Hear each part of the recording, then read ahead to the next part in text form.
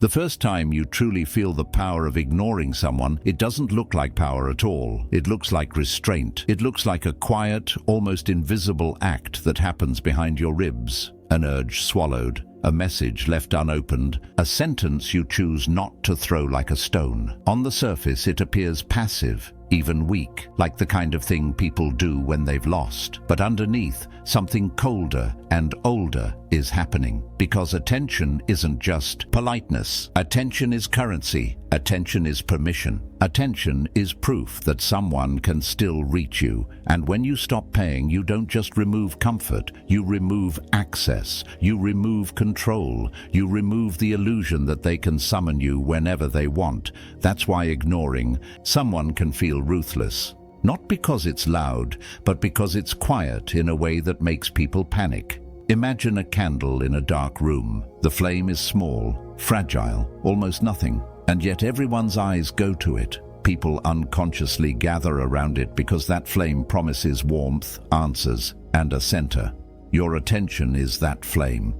When you give it away too easily, you become predictable. When you give it away to people who don't respect it, you become usable. And Machiavelli, whether you love him or hate him, understood something modern life keeps trying to hide beneath etiquette and motivational quotes. Most people don't respond to your kindness the way you think they should. They respond to your position. They respond to your availability. They respond to the boundaries you enforce, not the boundaries you announce. In a world where everyone is shouting for relevance, silence becomes a weapon, and sometimes a shield. There's a certain type of person who never argues to be right. They argue to keep you engaged. They provoke you, not because they care about the truth, but because your reaction is their oxygen. They poke your insecurities like a bruise you didn't know was still tender. They drop passive insults in a friendly tone. They ask questions that are really traps. And they do it for one reason: to pull you onto their stage. The moment you respond, the moment you explain yourself, the moment you defend your intentions, you step into their arena, and their arena is rigged. Because the more you talk, the more they learn. The more you react, the more they shape you. And the more you try to clear things up, the more you confirm that they still have the power to disturb your peace. Machiavelli wrote in an age where power wasn't theoretical.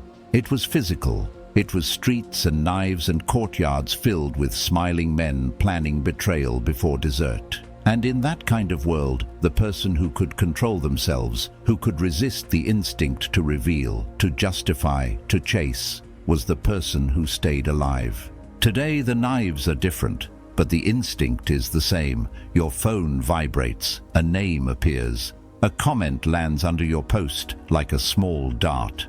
A rumor reaches you through a friend, and your body wants to do what bodies have always done: defend, correct, win.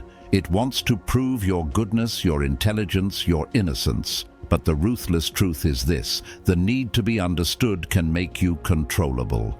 The need to respond can make you predictable.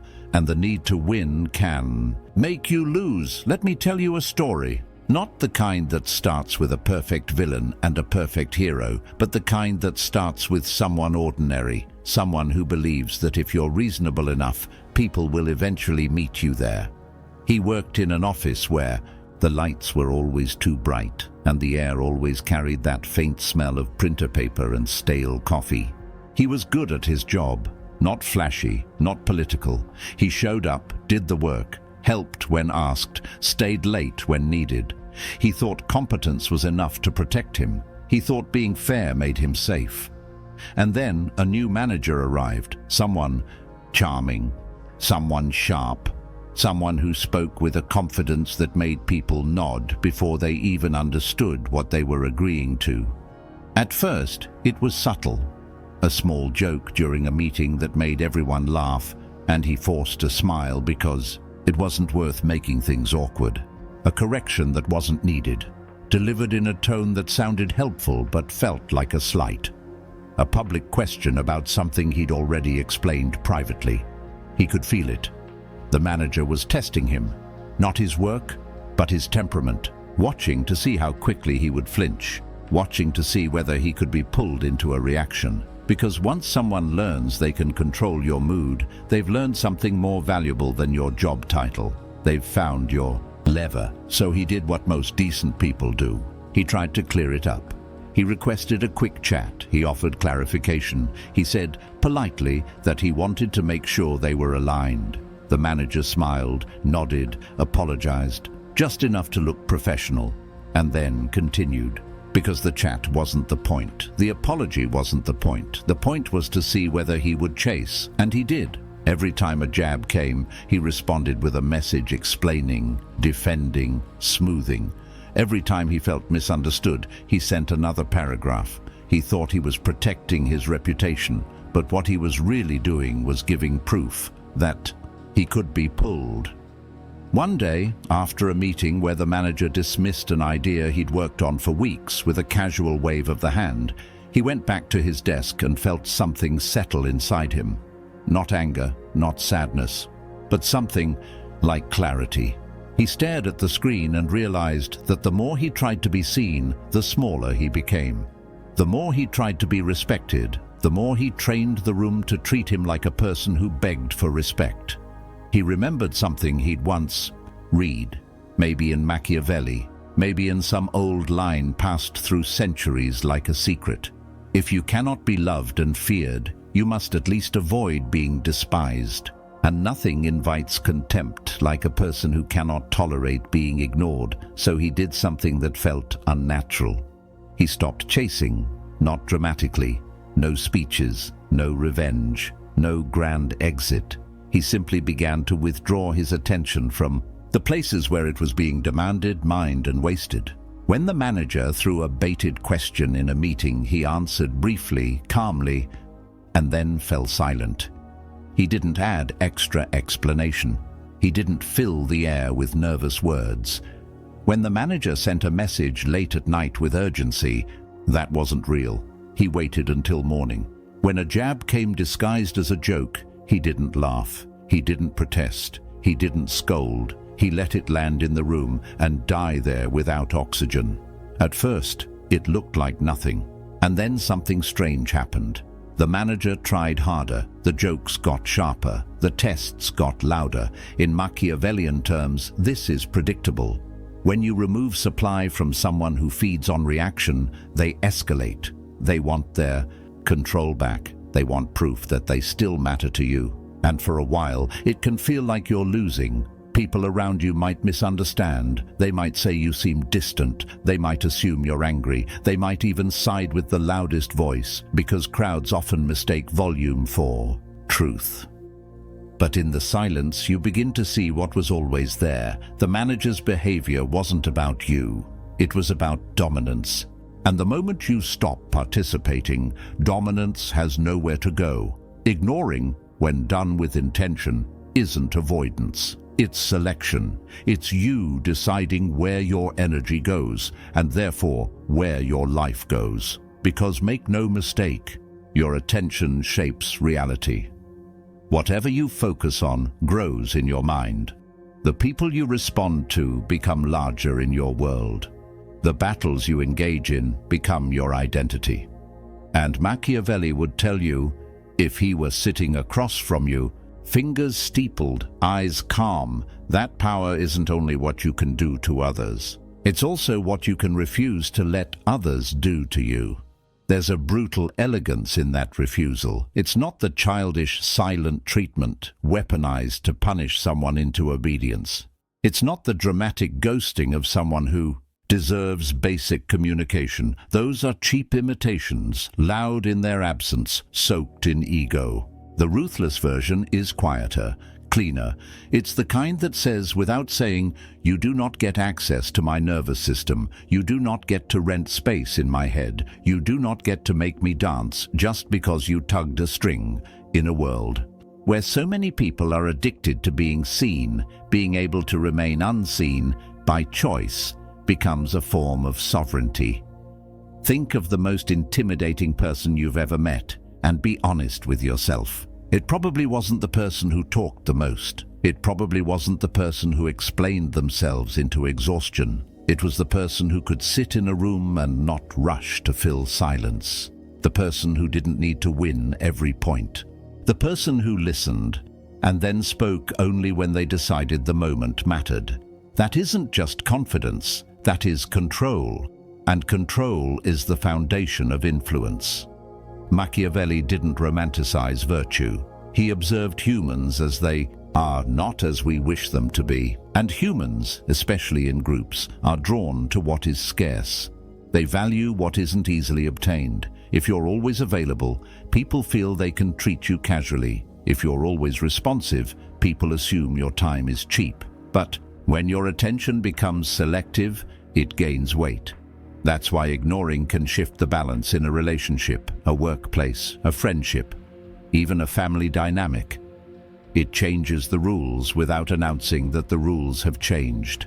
It forces the other person to confront a reality they hate. They cannot control you with noise. There's a scene that plays out in countless lives, and it's almost always the same. Someone disrespects you in a small way. You correct them. They do it again, slightly bigger. You correct them again, more firmly. They laugh it off. You feel heat rise in your chest. You start crafting the perfect message in your head. Something sharp but mature. Something that proves you're not to be messed with. And in that moment, you think you're taking power, but you're actually offering it. Because now they know exactly what works. They know which buttons move you.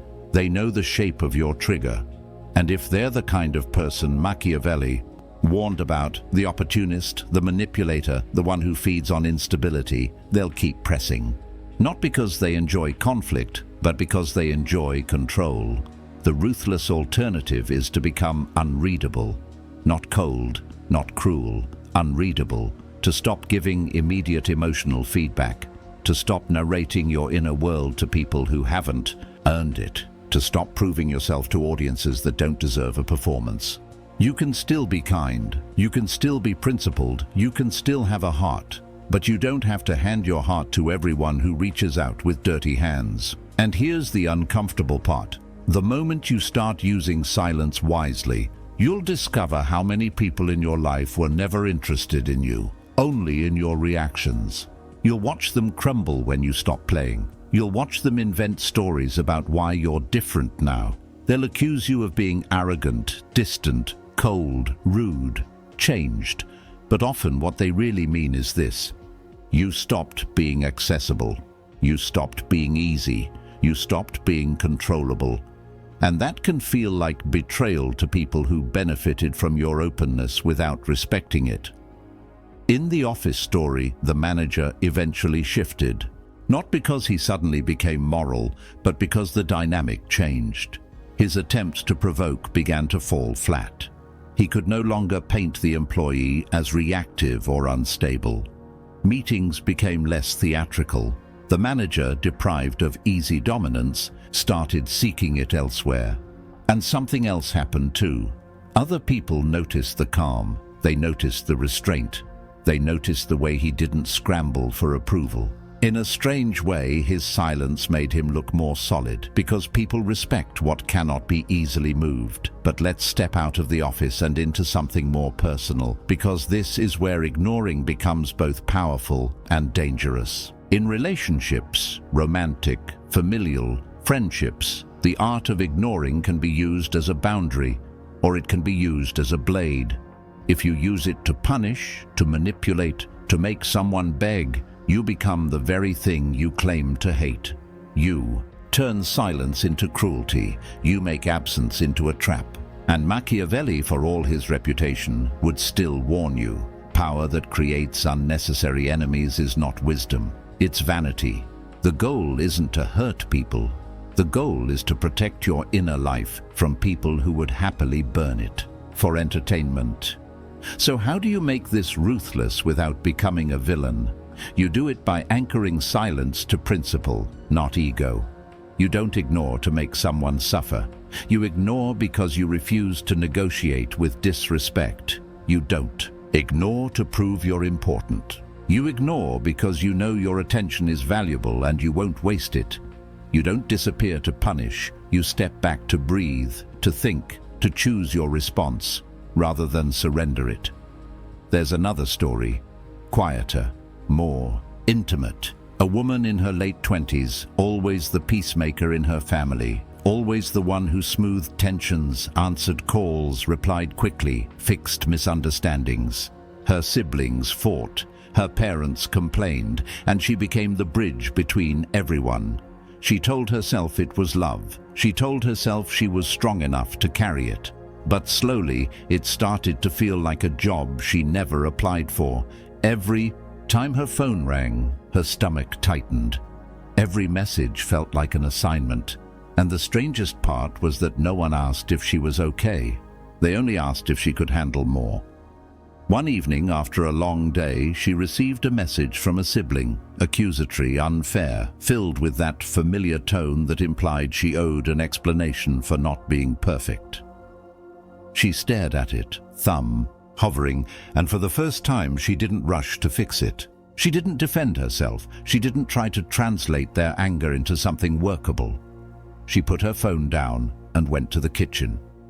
And the room felt different.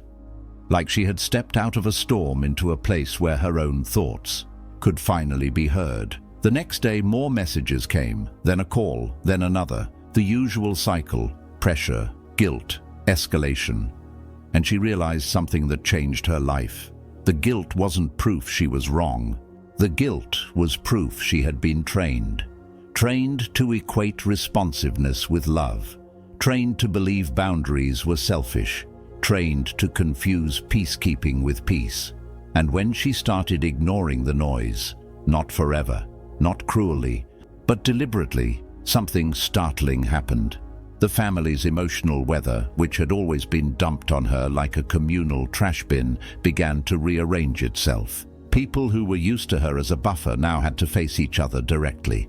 Conflicts that were never hers finally became visible as not hers, and she began to feel an unfamiliar sensation. Freedom. This is the true art. Not petty silence. Not dramatic withdrawal. Freedom. The freedom to decide which voices get inside you. The freedom to exist without constantly being available. The freedom to let other people feel the consequences of their own behavior instead of rescuing them with your attention. Machiavelli would call this prudence. The modern world might call it emotional regulation, but the feeling is the same. You are no longer a public resource. You are no longer a community service for other people's chaos. You become a person who chooses, and the reason this feels so ruthless is because we've been conditioned to believe constant engagement is virtue. We're taught to respond, to be polite, to clarify, to explain, to fix. And yes, sometimes engagement is love. Sometimes a conversation can heal what silence would harden. Sometimes a response is necessary because the relationship matters and the misunderstanding is real. The art is knowing the difference. Knowing when a door should be opened and when it should remain closed, not out of fear, but out of respect for yourself. Because there are people who don't want resolution. They want access. They want a reaction. They want to know they can still disturb your sleep. For those people, your words aren't medicine, they're fuel. And the most ruthless thing you can do is refuse to feed the fire. There's a moment that comes when you practice this long enough. A moment that feels like stepping into a different life. You'll be in the middle of your day, and something that used to hook you won't. A comment that would have sent you spiraling will feel like a passing wind. A message designed to provoke will look obvious, almost sad. And you'll realize what changed wasn't them. What changed was you. Your nervous system stopped being a public playground. Your attention stopped being a free buffet. Your identity stopped being dependent on other people's approval or misunderstanding. And then the most haunting truth arrives, the one no. One teaches you because it makes society harder to manage. You cannot control how people see you, but you can control how much access they have to you. You cannot control whether they gossip, but you can control whether you show up to defend yourself like a character in their story. You cannot control whether they respect you, but you can control whether you reward disrespect with engagement. This is where Machiavelli's shadow becomes useful. He would say, do not waste your forces on battles that do not change the outcome. In other words, not every insult deserves a reply. Not every misunderstanding deserves a correction. Not every provocation deserves a fight. Sometimes the strongest move is to let people talk to a wall, and let the wall remain silent. But be careful, because silence has consequences too. When you ignore, you create a vacuum, and vacuums demand interpretation. People will fill the gap with their own narratives. Some will assume you're arrogant, some will assume you're hurt, some will assume you're plotting, and that can be frightening, especially if you've lived your life trying to be understood. But power isn't comfort. Power isn't the absence of misunderstanding. Power is being able to tolerate being misread without losing your center. That's why the art of ignoring isn't for the weak-hearted. It requires you to sit with discomfort. It requires you to watch someone misrepresent you and resist the urge to correct them. It requires you to let someone be angry and not rush to soothe it. It requires you to accept that some people will only love you when you're easy to control, and when you stop being controllable, their love vanishes like smoke. It requires you to mourn illusions you didn't even know you had. And yet, if you can endure that discomfort, you gain something rare, a life that belongs to you. Picture a chessboard. Most players stare at the piece that just moved. They react. They chase. They try to win back what they lost in the last move. But a master watches the whole board. A master doesn't panic when a pawn is taken. A master doesn't reveal emotion with every exchange. A master understands that sometimes the best move is not to respond immediately, because immediacy is what the opponent expects. Silence becomes strategy, not because it's mysterious, but because it's deliberate. And what is deliberate cannot be easily manipulated. The ruthless power of ignoring people isn't that it makes you untouchable. Nothing makes you untouchable. The power is that it makes you less reachable by cheap tactics. It forces interactions to be higher quality because you stop responding to low-quality invitations. It forces others to either meet you with respect or lose you entirely. And that is a decision many people cannot handle because they grew comfortable having you available on demand. Now, let's bring it back to you, the person watching this, maybe with a face you don't show online, carrying a history no one can see. Maybe you've been the one who always explains, the one who always replies, the one who always tries to keep the peace. Maybe you've been trapped in conversations that feel like quicksand, where the more you struggle, the deeper you sink. Maybe you've been surrounded by people who interpret your kindness as weakness, who treat your openness as entitlement, who take your presence for granted until you pull away and suddenly you're the villain. If that's you, I want you to notice something. The most exhausting part isn't what they do, it's what it pulls out of you. The anxiety, the overthinking, the rehearsing, the need to prove. That's the real cost. And the first act of reclaiming your power isn't to win an argument, it's to stop letting other people decide what you spend your inner life on. Ignoring isn't about being heartless, it's about being selective with your heart. It's the ability to look at certain situations and say, quietly, this is not worthy of me. Not because you're better than others, but because you're responsible for yourself. Because your attention is the doorway to your peace, and not everyone deserves a key. When you start living this way, you'll notice a shift in who stays close. The ones who only wanted control will fade because there's nothing to control anymore. The ones who only wanted reaction will grow bored because there's no drama to harvest. And the ones who actually respect you, who value you beyond your usefulness, will remain. Maybe confused at first, but ultimately relieved. Because real relationships don't require you to perform your pain to be taken seriously. And there's a final irony, the kind Machiavelli would appreciate if he allowed himself a smile. The more you stop begging to be seen, the more visible you become. Not to everyone, not to the loud crowd, but to the people who matter. Because calm is magnetic. Self-control is rare, And when you carry yourself like someone who doesn't need constant validation, you move through the world differently.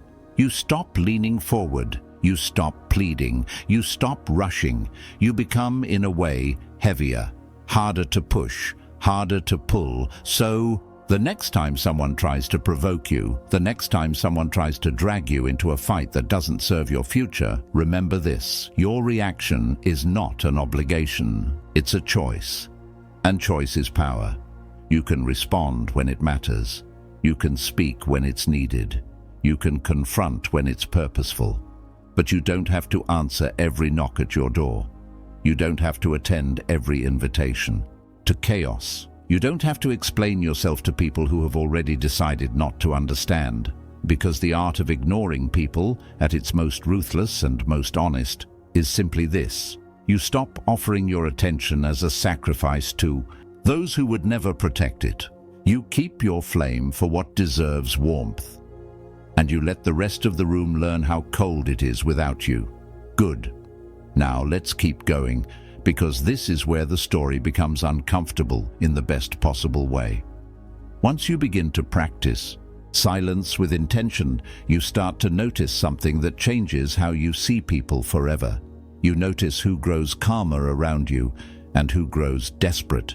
You notice who respects your boundaries without needing them explained, and who keeps pushing, circling, testing like they're knocking on a locked door and growing furious that it no longer opens on command. This isn't coincidence, it's revelation. Because silence doesn't create character, it reveals it. When you stop reacting, people are forced to show you who they are without the mask of your accommodation. There will be moments where ignoring feels like swallowing fire. Your chest tightens. Your mind replays imagined conversations, perfect comebacks, devastating truths you could unleash if you chose to. And this is where most people fail, not because they don't understand the strategy, but because they confuse restraint with weakness. They mistake self-control for submission, but restraint is not surrender. Restraint is delayed action. It is power held in reserve. Machiavelli would recognize this instantly. In war, the general who charges at every provocation loses troops. The one who waits, who studies, who chooses the battlefield, survives long enough to win. There is a particular cruelty in being ignored that people rarely talk about. When you insult someone and they explode, you feel powerful. When you provoke someone and they argue, you feel important. But when you provoke someone and they do nothing, no anger, no defense, no visible wound, you're forced to confront a terrifying possibility. Maybe you don't matter as much as you thought. Maybe your words didn't land. Maybe your power was an illusion sustained only by the other person's participation. And that realization is deeply destabilizing. That's why silence rattles people more than shouting ever could. This is also why silence must be clean. If your ignoring is laced with bitterness, people can feel it. If it's dripping with passive aggression, it still feeds the cycle. The true art is emotional neutrality, calm, absence without hostility. You don't slam the door, you simply stop standing in the doorway. You go about your life as if the noise were weather, unfortunate but not personal. That kind of indifference can't be argued with. It can't be negotiated. It can't be won. And something else happens when you stop reacting. Your mind clears. The mental bandwidth that used to be consumed by monitoring other people's moods, interpreting subtext, crafting responses, defending your image, suddenly becomes available. You start thinking about your own goals again. You start hearing your own instincts instead of drowning them in explanation. You sleep better. You move slower. Your nervous system learns it doesn't have to be on constant alert, and that peace alone is worth more than winning 1,000 arguments. But don't romanticize this too much. There will be loss. Some relationships won't survive your silence. Some people will disappear without ceremony because what they loved about you wasn't you. It was access. And letting go of that can hurt, even when you know it's necessary. You might feel lonely at first. You might question yourself. You might wonder if you've become cold. And this is where you have to be honest. Are you cold? Or are you simply no longer burning yourself to keep others warm? Machiavelli understood that leadership, real leadership, often requires being misunderstood. The ruler who tries to please everyone becomes weak. The individual who tries to explain themselves to everyone becomes diluted. Strength isn't loud. Strength isn't frantic. Strength is the ability to stand firm when the crowd murmurs, to remain composed when others demand a reaction, to let time reveal what words cannot fix. Silence gives time room to work, and time, unlike emotion, tends to expose truth. There is also a deeper layer to this, one most people never reach. When you stop engaging with provocation, you begin to see how much of your identity was shaped by opposition. You realize how often you defined yourself by what you were fighting against, rather than what you were building toward. Ignoring frees you from reactive living. It shifts your axis inward. Instead of asking, "How do I respond to this?" you begin asking, "Does this even deserve a response?" And that question alone is transformative. You may notice the world feels different when you stop reacting to everything. Insults lose their sharpness. Praise loses its intoxicating pull. You become less dependent on external validation because you're no longer negotiating your worth in public. This doesn't make you immune to pain, but it makes you resilient. Pain passes through instead of sticking. Opinions pass by instead of carving grooves into your self-concept. You become, slowly, someone who cannot be easily shaken. And here is where the power becomes truly ruthless, not in how it affects others, but in how it changes you. You stop needing to be right in every moment. You stop needing to be seen as good. You stop needing closure from people who are incapable of giving it. You accept that not everyone will understand you, and you no longer try to drag them toward understanding. That acceptance is brutal and liberating at the same time. It strips away fantasy. It leaves you with reality, and reality, once accepted, becomes manageable. There is a moment, quiet, private, when you realize you no longer fear being ignored yourself, because you've learned that silence doesn't erase you. It only removes the noise. And when you're no longer afraid of being ignored, you're no longer easily controlled.